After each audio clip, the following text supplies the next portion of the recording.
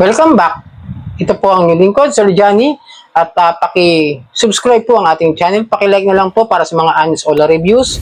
Share nyo na at hit nyo yung notification bell para updated po kayo sa mga videos na mga sinusubukan natin mga ula. Kung legit o okay ba, as for me, for my shared experience para sa kanila, kung okay nga bang utangan o hindi ang isang online loan app. Okay? So, sinubukan ko ngayon si finburo.ph, Sofitel. Okay? SEC registered po ito at submitting at accessing entries din siya ng CIC. Kaya medyo mahirap umutang dito pagka hindi ka nakabayad. Nagpo-forward talaga to ng ating record, ng ating data sa Credit Information Corporation. So, sinubukan ko siyang applyan kanina para sa loan na 1,000. Alam niyo naman kayo kung umutang ng malaki. Hanggang sa hubok lang. Then, 1 month, ang sinabi niya, at hanggang loan tenure is pwede raw siya ng hanggang 12 months. Ganon. Tingnan natin kasi sinubukan ko siya, August 12, at babayaran ko siya is September 12. And then after that, sinubukan natin, tinignan ko rin yung 7 days nila kung magkano. 1,000 for 7 days, ayan. August 20, ang interest niya is 14 pesos. Processing fees, 21 pesos. Ang loan tenor, 12 months. Loan amount due is 1,035. Loan amount due. Bale, ito yung babayaran ko siguro pagdating ng August 20, yung 1,035 pesos. Okay, may processing fee siya. Babawasan pa rin naman niya akong 21. Pero parang okay na rin kasi sa iba na yung 7 days nasa 20%.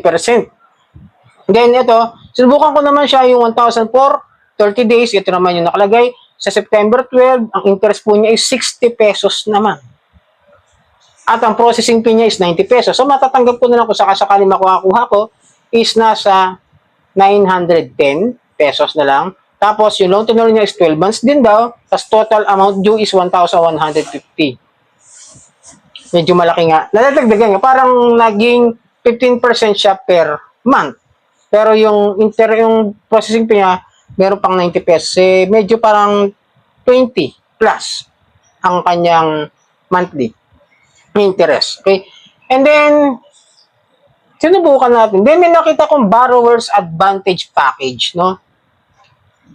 Parang, pagka ito nilagay mo, mas madali ka raw makakapag-loan. Pero pag hindi mo pinili, hindi mo chinek yung borrower's advantage package, mag-aabot daw ng mga 10 days working days. 10 working days bago raw maaprubahan o magkaroon ako ng loan. Parang gano'n, no? Parang pagka hindi ko pa pinili yun, kailangan ko raw mag-upload ng documents like the certificate of employment with the compensation breakdown, acknowledgement ng kung aking employer, na gano'n, hihingi pa ako ng certificate of employment. Medyo, ginawa ko na lang, sinubukan ko kung ano yung itong borrower's advantage package, no? Ang nakalagay doon parang may insurance kung sakaling may mangyari sa akin, magkaroon ng problema, o kung ano man, parang ibabawas din doon sa loan. Ito yun, no? Sa 1,000 for 7 days, ang ibabawas niya kapag merong borrower's advantage package is 268 pesos ang ibabawas. Parang gano'n yata. Then, ang total amount niya for 7 days is 1,303. Parang lumaki yung babayaran ko. Tapos meron pa siyang bawas na gano'n. So, yun, diniretso natin. At actually,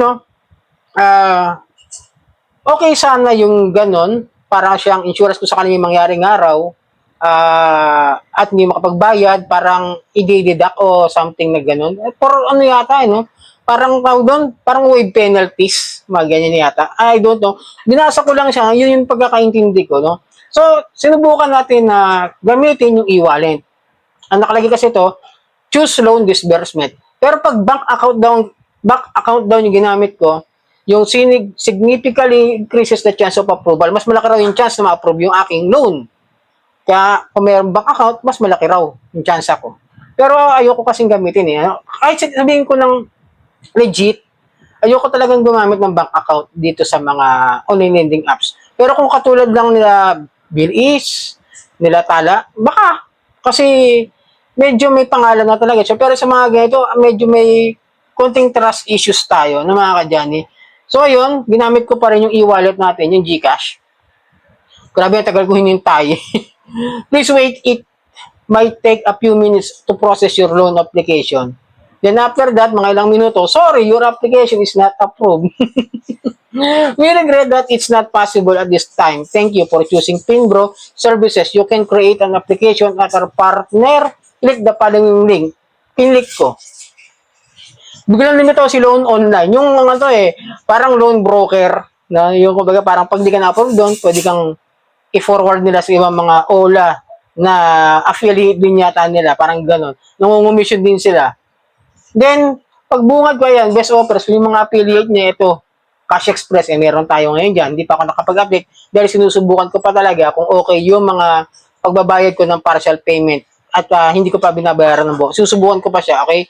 Then, meron siyang Honey Loan, Moneycat, ito ulit, si Pinbro, Hibico, Pita Cash. Yan yung mga OLA na affiliated ni Loan Online PH. Tapos si Pinbro, syempre, reject tayo. Okay? Yun lang.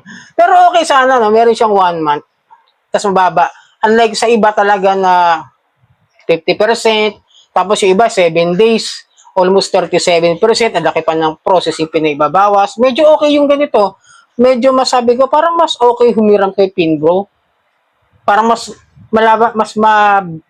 malaki maitutulong nung ganito. Pero hindi ko nire-recommend. Ang ulitin ko, hindi po ako OLA promoter, hindi po ako OLA agent, hindi po it's sponsored. Ito ay based lamang po sa aking mga pag-review sa kanila kung okay ba talaga sila o hindi. Pero tandaan niyo, pag tayo nangutang, tignan muna natin kung kaya nating bayaran.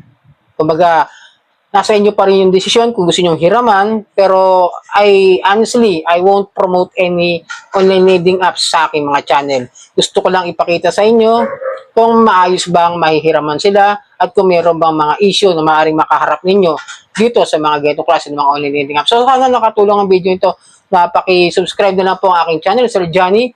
Paki-like, share at hit nyo po yung notification bell para updated po kayo sa mga videos natin about sa honest OLA reviews dito sa ating channel. Maraming po salamat sa uulitin.